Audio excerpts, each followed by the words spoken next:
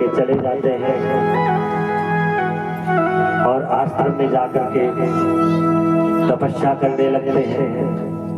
प्रातः काल उठ करके युधिष्ठिर पिता माता के दर्शन के लिए जब भवन में पधारते हैं तो देखे तो माता पिता अंधे वहां थे नहीं। विदुर जी से पूछे, चाचा जी कहाँ गए? बताएंगे कि चले गए और आज के चौथे दिन उनका प्राणांत होगा। और चौथे दिन भगवान मन को लगा करके धृतराष्ट्र परम धाम को गए।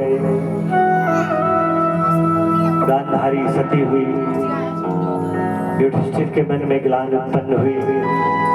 राजा परीक्षित का राज्याभिषेक करके और समस्त पांडव प्रयाण कर गए। राजा परीक्षित हरे धर्मनिष्ठ राजा थे। अपने राज्य की व्यवस्था सुचारू ढंग से संचालित करते हुए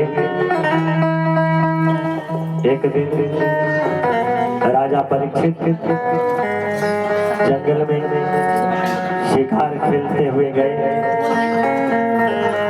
तो वहां देखते हैं क्या कि पृथ्वी जो है वो गाय का रूप धारण करके खड़ी है और एक बैल है जो जिसके 3 पैर कट गए, सिर्फ एक पैर। राजा रथ पर बैठे देखे और एक काला पुरुष काले आकृति का उसे मारा। रथ से उतर करके परीक्षित धनुष बाण लेकर के दौड़े हुए मर तो कौन और गौ माता रो करके बछड़े से अपने दुख वेदना धर्म पृथ्वी से वेदना व्यक्त कर रहे हैं। राजा जाकर के पूछता है कि आप कौन है, आपके 3 पैर किसने काटे? और गौ माता से पूछे आप कौन है? सबने पूरा परिचय बताया। परीक्षित जी समझ गए कि भगवती वसुंधरा जब धरती पर पाप बढ़ता है तो सबसे पहले व्याकुलता पृथ्वी में होती है। पृथ्वी सहनशील है और वह पृथ्वी गाय का रूप धारण करके मुनि का आश्रय लेती है। मुनि भी निष्फल हो जाते हैं तो विष्णु का आश्रय लेती है। जब विष्णु भी आश्रय छोड़ देते हैं, वहां से निराशा प्राप्त होती है तो शिव का आश्रय लेती है। जब शिव भी कह देते हैं कि मोरव कछु न बसाई तो ब्रह्मा के पास जाती है, बोले आप तो समस्त सृष्टि के रचयिता, आप हम लोगों के दुख की निवृत्ति करें। और ब्रह्मा भी हाथ जोड़ लेते हैं कि मोरव कछु न बसाई, कि हमारा भी कोई बस नहीं है। बोले वो क्यों? कहें यह तो आपको दिख रहा है कि समस्त सृष्टि का रचयिता मैं हूँ, लेकिन मेरे पीछे भी एक रचयिता है जो वह स्वयं मेरी भी रचना किया है। वह अपने को जल्दी व्यक्त नहीं करता। अव्यक्त मूल मनादित्वर्चा निगमागम घने, वह परम ब्रह्म है। जब 14 मनु, ध्यान दीजिए, जब 14 मनु बदलते हैं तो ब्रह्मा का एक दिन समय होता है। इस समय हम लोगों का वैवस स्वत मनवंतर है। जब 14 मनु बदलेंगे तब ब्रह्मा का एक दिन बदलता है। जब एक मनु बदले तो इंद्र दूसरा हो जाता है। यहाँ की भाषा में थोड़ा दृष्टिपात किया जाए कि 5 साल बीता, प्रधानमंत्री की कुर्सी गई, फिर जिसका बहुमत हुआ वही प्रधानमंत्री होगा। उसी प्रकार से जब 1 मनु बदलते हैं तो 1 इंद्र बदलते हैं। तो जब 14 इंद्र बदलते हैं तो ब्रह्मा का एक दिन बीतता है। और ब्रह्मा की आयु कितनी है? 6 महीने। 6 महीने। अब 6 महीने में कितने इंद्र बदले, कितने मनु बदले? एक समय ऐसा भी आएगा आने वाले समय में कि महाराज बलि भी इंद्र के पद पर आसीन होंगे। आगे कथा आएगी। इसी प्रकार से इंद्र बदलते हैं, मनु बदलते रहते हैं। जैसे इस मकान के मालिक कल आपके पिताजी थे, तो आप पुत्र रूप में परिणत हुए। पिताजी का मंत्री पद खत्म, पुत्र को मंत्रालय मिल गया। पुत्र मंत्री मेन पद पर हो गया। अब आपका स्थान आपके पुत्रों को प्रदत्त हो गया। इसी प्रकार से ये बदलता है। और राजा परीक्षित कहते हैं, देवी मैं समझ गया आप साक्षात भगवती पृथ्वी हैं और आप धर्म रूपी बैल हैं। तो 4 खत्म हो गया कि दान सब कुछ चल गया, सब खत्म हो गया। सिर्फ क्या बचा है?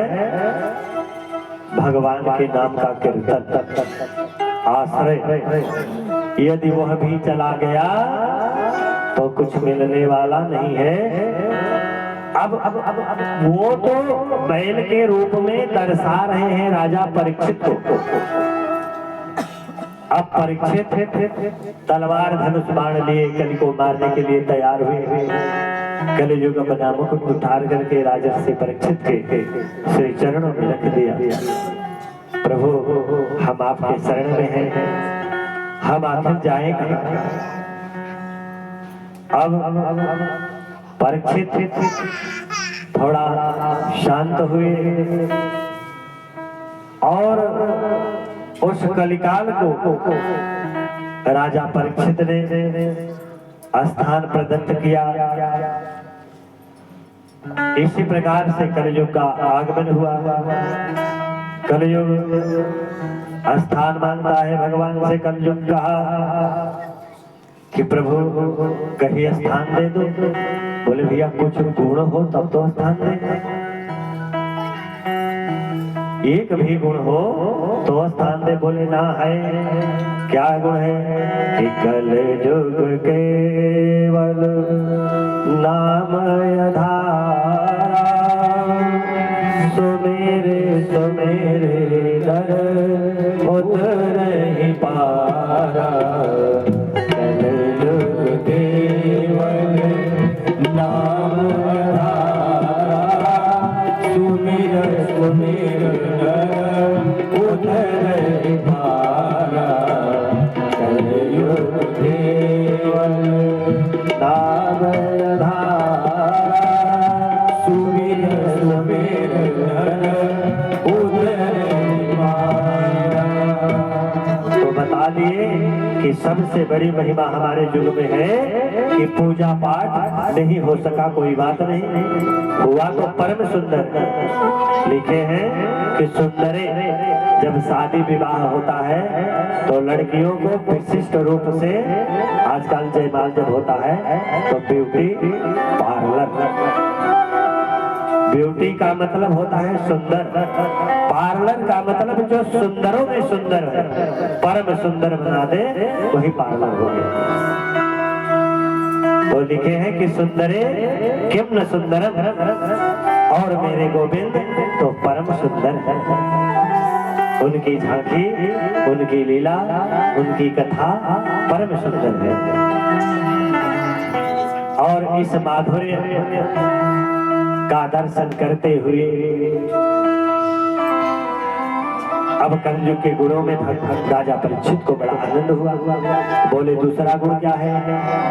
कि जब पाप करोगे तभी लगेगा, सोचने से लगने वाला नहीं। बोले भैया तो ले लो।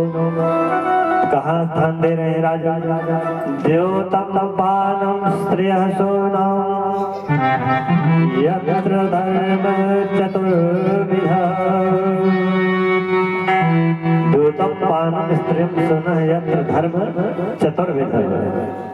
महाराज परीक्षित ने 4 जगह स्थान दिया। जुआ में, मदिरालय में, व्यभिचार में, इसी प्रकार से 4 जगह स्थान दिया। अब कलयुग हाथ जोड़े प्रभु, बराती जाए भाई, किसी को पात में छेना परोसा जाए, रबड़ी मलाई, और किसी को वही लड्डू दे दिया जाए। प्रभु आप इतने बड़े चक्रवर्ती सम्राट हो, कुल खराब ही खराब दिए, एक हाथ तो बढ़िया दे दीजिए। बोले वो कहाँ? बोले सोने में दे दीजिए। स्वर्ण में दे दिए, मुकुट पर विराजमान हो गए। परीक्षित की मति बदल गई। घर आए, प्रातः काल शिकार खेलने की उत्कंठा हुई और मुकुट पड़ा।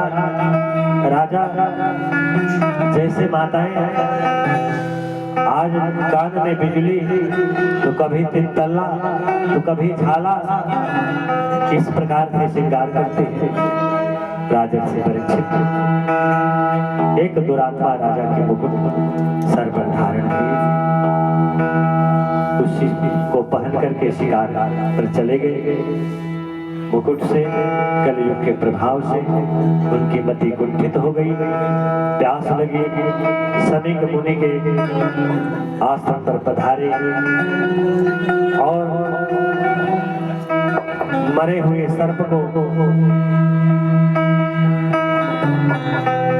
ऋषि साधनाग्रस्त थे, साधना में लीन थे, जगाए। साधना विक्षिप्त नहीं हुई, झाड़ी पर पड़े पड़े सर्प को ले जाकर के गले में लटका दिए और कौशिकी नदी में उनके पुत्र श्रृंगी स्नान करने गए, क्रीड़ा करने गए थे। शिष्यों ने जाकर के अवगत कराया कि गुरुदेव के सर में एक राजा आया और मरा हुआ सर्प डाल करके चला गया। श्रृंगी उसी कौशिकी नदी का जल लिए और करें कि जिस व्यक्ति ने निरपराध मेरे पिता के गले में मरा सर्प डाला, आज के 7वें दिन तक्षक नाग के द्वारा उसकी मृत्यु होगी।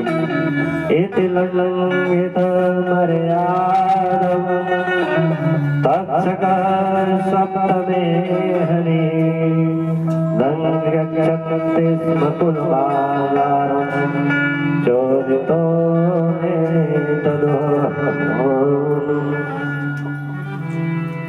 और श्राप हो गया। राजा को सूचना मिली, ऋषि को ज्ञात हुआ कि पुत्र ने ऐसे धर्मनिष्ठ राजा को श्रापित कर दिया। सुखदेव जी महाराज कहते हैं कि राजर्षि परीक्षित कोई साधारण नहीं, एक विलक्षण धर्मात्मा थे जिन्होंने बाहर जन्म बाद में लिया और गर्भगृह में भगवान का दर्शन पहले कर लिया। बोलिए श्रीमद्भागवत महापुराण की जय।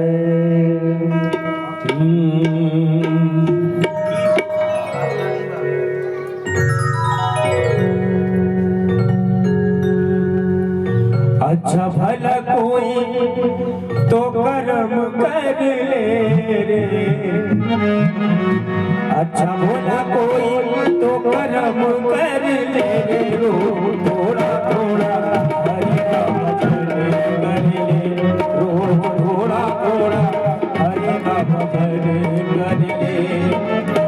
अच्छा भला कोई तो कर्म कर ले रे, अच्छा भला कोई तो कर्म कर ले, रो थोड़ा थोड़ा हरि का भजन कर ले, रोज थोड़ा थोड़ा हरि का भजन कर ले।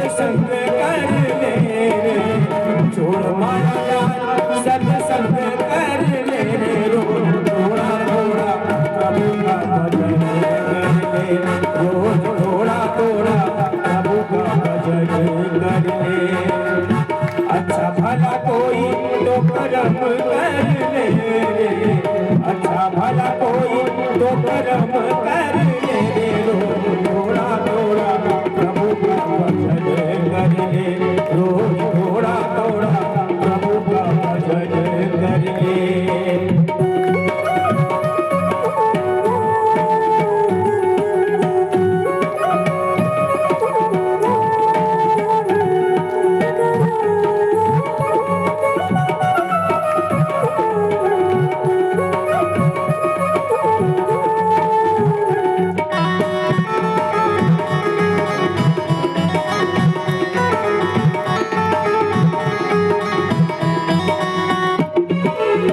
आया था अकेला तुझे जाना भी अकेला है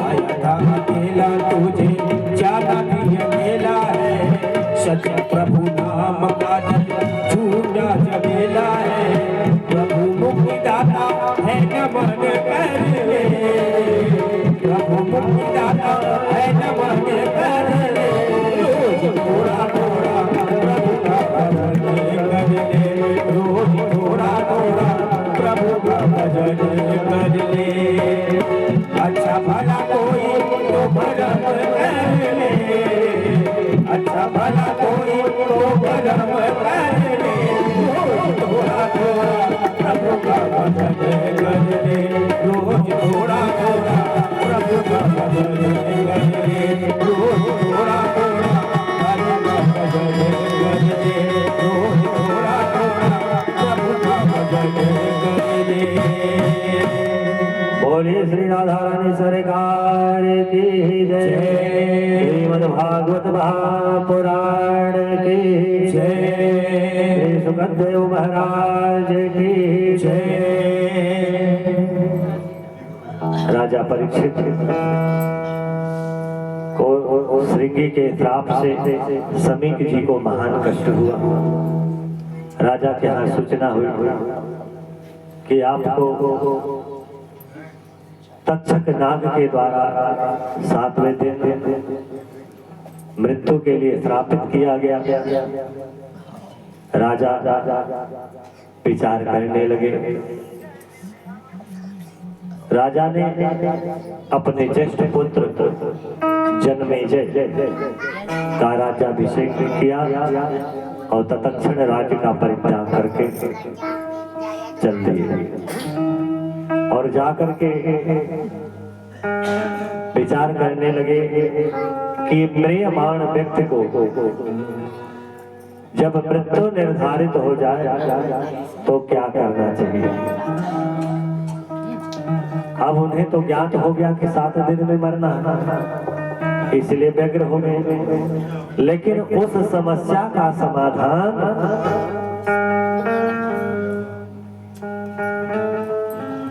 श्री कृष्ण भगवान की बहन सुभद्रा पहले करेंगे। वही न कही कि कृष्ण तो दिए पद पंकज पंजरा जा करके राजा परीक्षित चारों तरफ घोषणा हो गई। संत महात्मा अमलात्मा विमलात्मा ऋषि मनीषी सब पावन तीर्थ में गए और सब ऋषि समुदाय बोले हम लोग ही रहेंगे जब तक राजा। विचार करने लगे क्या किया जाए। सब ऋषि अपना अपना विद्वान मत व्यक्त करने लगे। कोई कहे नारायण कवच का पाठ कराया जाए, कोई कहे विपरीत प्रत्यंगिरा कराया जाए, कोई कहे सहस्त्र चंडी कराया जाए, कोई कहे सपाद लक्ष महामृत्युंजय कराया जाए, कोई कहे बंगलामुखी कराया जाए। सब अपने अपने ज्ञानानुसार ज्ञानोपदेश करने लगे। तब तक भगवान की कृपा प्रेरणा से स्वयं सुखदेव भगवान पहुंच गए। बोलिए सुखदेव महाराज की जय।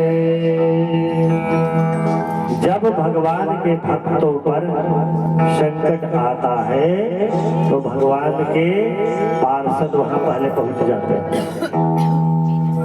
सुखदेव जी साक्षात भगवत स्वरूप सुखदेव रूप में प्रकट हो गए और सुखदेव महाराज से राजा परीक्षित ने कहा कि हमें 7 दिन में मरने का श्राप मिला है,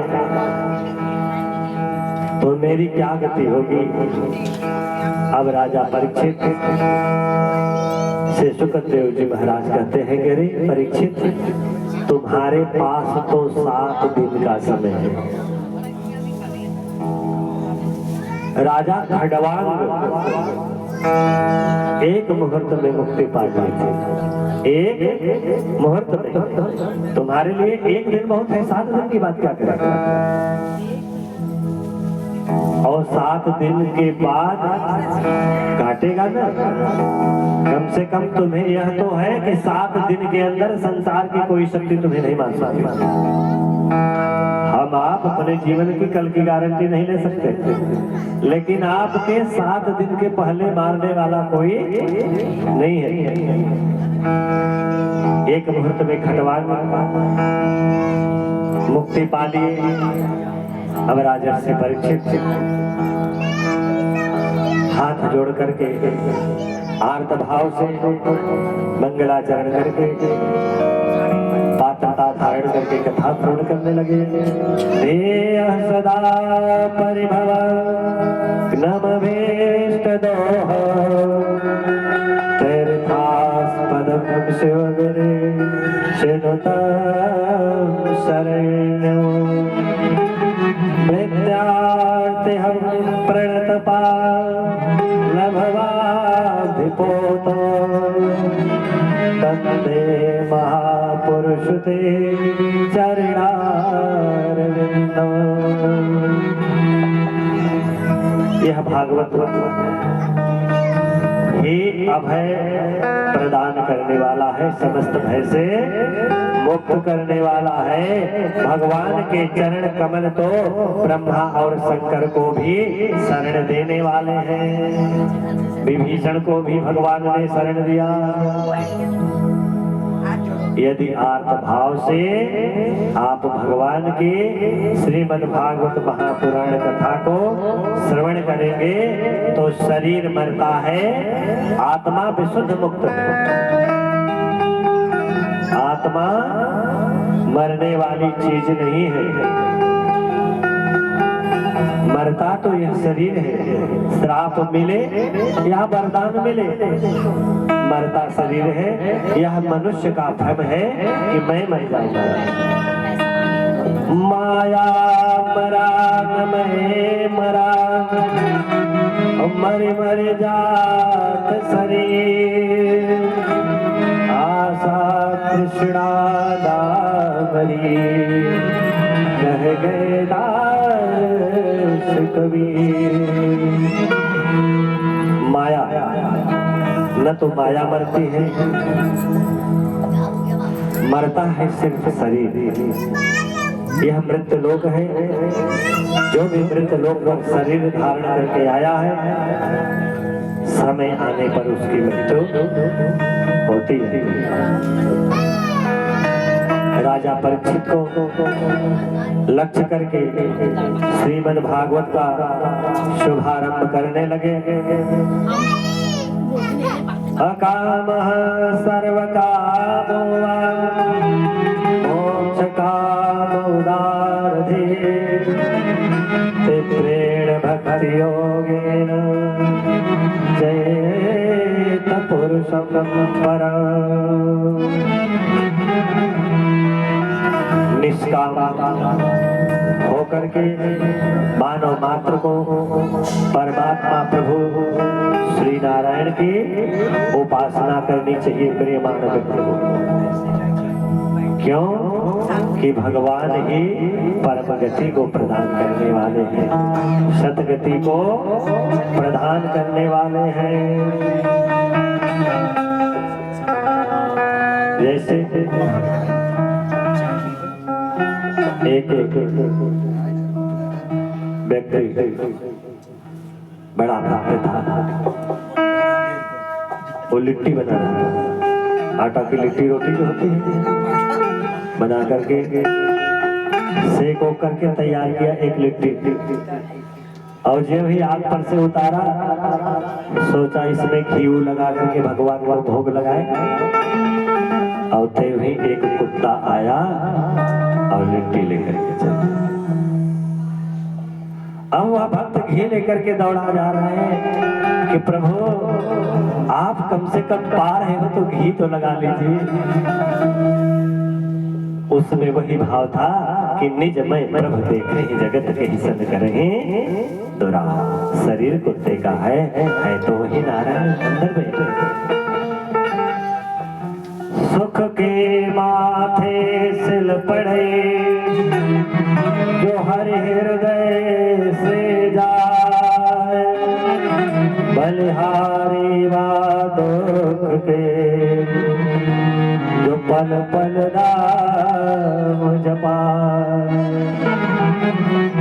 और कुत्ता भाग रहा है और भक्त घी लेकर के दौड़ रहा है, उसी कुत्ते में से भगवान प्रकट हो गए। बोलिए श्री माधवेंद्र सरकार की जय।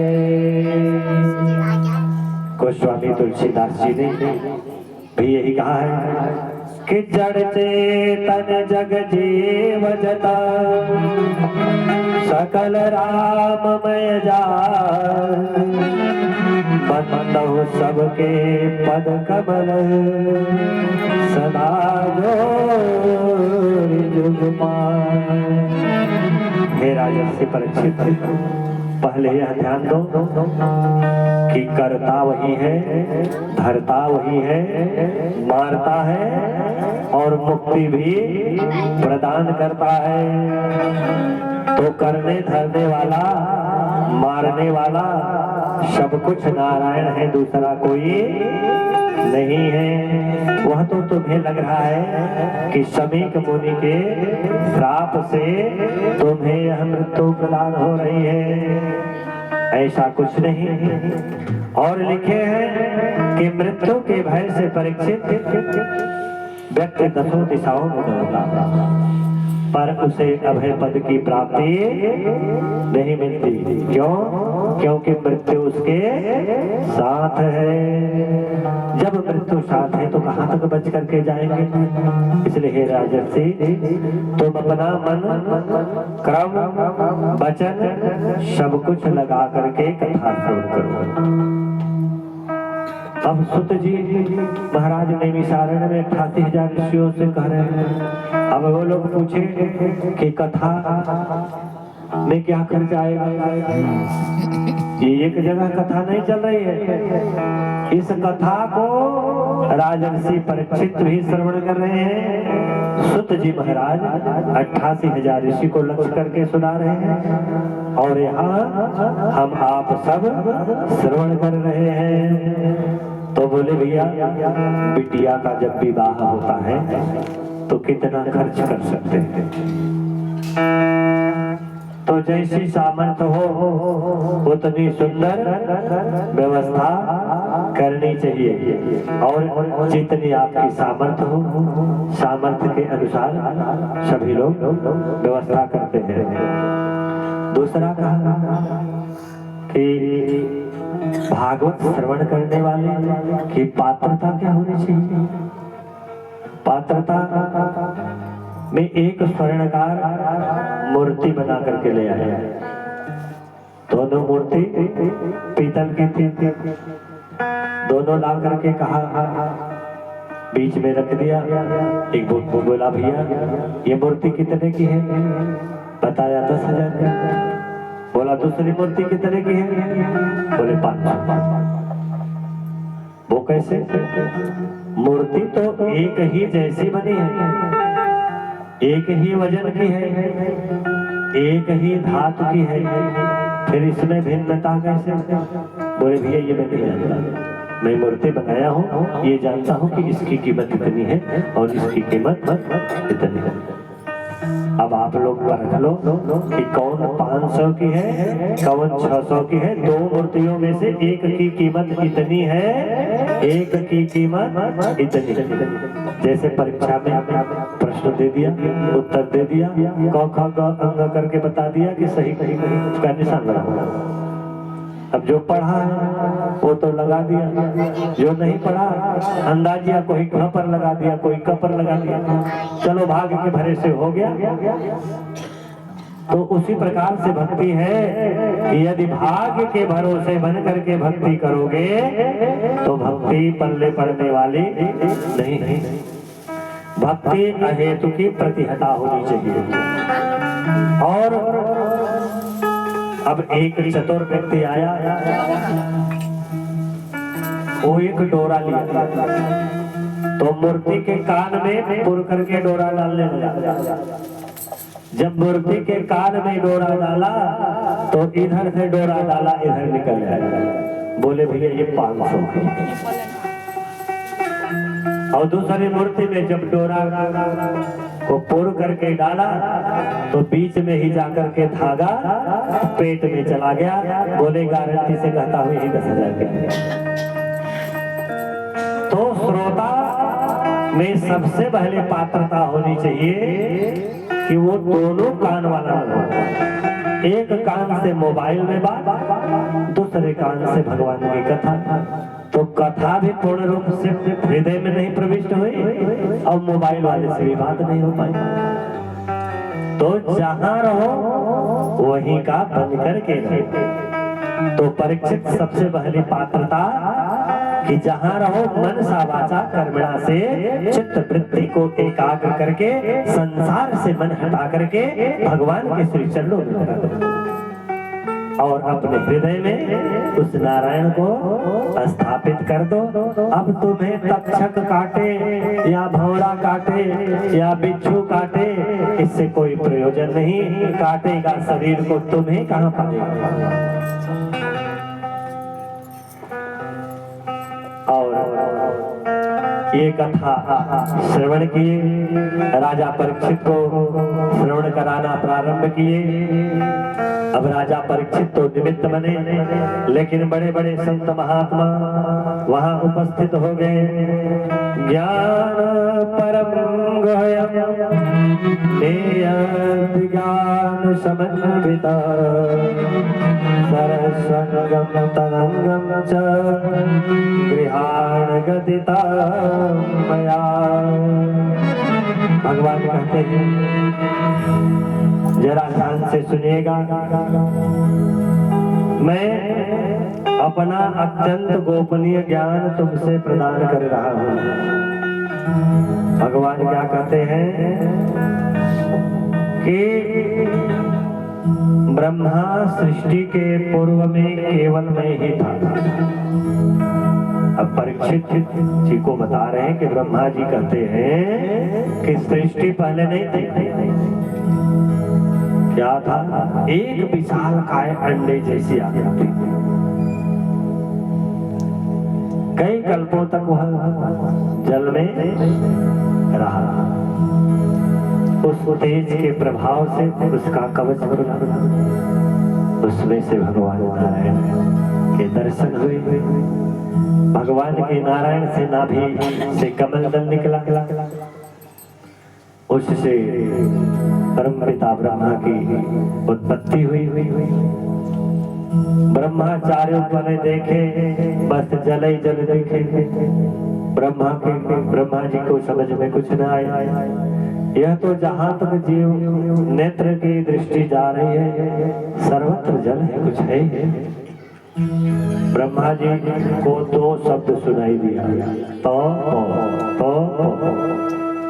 अब ब्रह्मा जी तप की आवाज सुने, कहीं अगल बगल ताके कुछ न दिखे तो नेत्र बंद करके तप करने लगे। अब तप करते करते कई कल्प बीत गए। उनके हृदय पटल में भगवान नारायण सबैकुंठ लक्ष्मी के साथ प्रकट हो गए। और ज्यों ही उस चितवन का दर्शन ब्रह्मा ने किया और त्यों ही भगवान अदृश्य हुए। ब्रह्मा जी के नेत्र खुले, ज्ञानोपदेश लिए हुआ और ब्रह्मा जी ने सृष्टि का शुभारंभ किया तो 4 कुमारों को उत्पन्न किया, सनक, सनंदन, सनातन और सनत कुमार। 4 कुमार उत्पन्न किए। ब्रह्मा ने कहा आप लोगों को सृष्टि करनी है, हाथ जोड़ लिए हम हरि का भजन करेंगे, माया के चक्कर में नहीं पड़ेंगे। ब्रह्मा ने श्राप दे दिया कि आप लोग 5 साल के कभी 6 साल के न हो। फिर ब्रह्मा ने मानस 10 पुत्रों को उत्पन्न किया, अत्रि, भृगु, वशिष्ठ, अंगिरा, क्रतु, पुलस्त, नारद इत्यादि 10 कुमारों को प्रकट किया। इसके बाद उस सृष्टि से भी विस्तार नहीं हुआ। इसके बीच में ब्रह्मा ने 7 ऋषि प्रकट किए। वो ऋषि भी सृष्टि से परे हो गए रचना से, और 7 ऋषि भूभाग के 7 खंड में विराजित हुए। उसी एक खंड में हम आप लोग भी हैं, भारतवर्ष से भरत खंड। संकल्प में बोला जाता है कि भारतवर्ष से भरत खंड, हम लोग भरत खंड में हैं। अब सृष्टि का क्रम धीरे धीरे बढ़ने लगा। सम्राट मनु भगवान की कृपा प्रेरणा से मनु और शतरूपा का प्राकट्य हुआ और प्रभु ने कहा कि पति पत्नी के संयोग से जो संतान उत्पत्ति होगी उसी का विस्तार पूर्ण रूप से धराधाम पर हो सकता है। अब विस्तार की बात आ गई। तब तक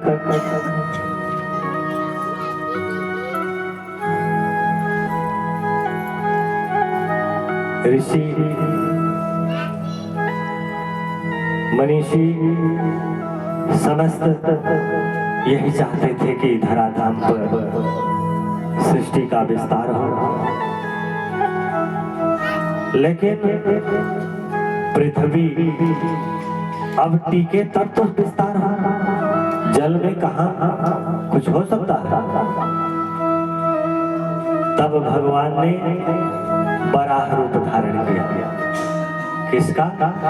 बराह मतलब सुअर। बराह रूप धारण करके नारायण ने अपने खांग पर पृथ्वी को धारण किया और सृष्टि का शुभारंभ। एक समय आया दीति के गर्भ